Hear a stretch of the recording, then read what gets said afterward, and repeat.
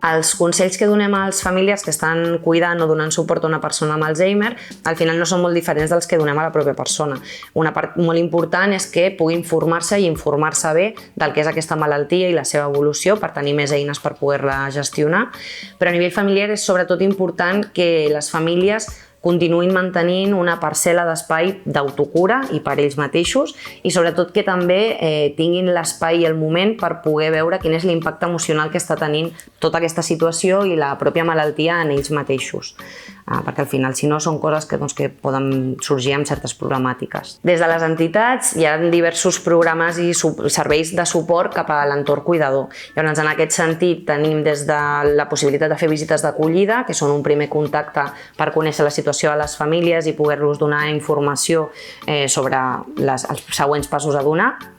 Tenim després una part important vinculada a la part de suport més emocional. Aquí entrarien des dels grups de suport als cuidadors fins a serveis individuals de serveis de psicologia.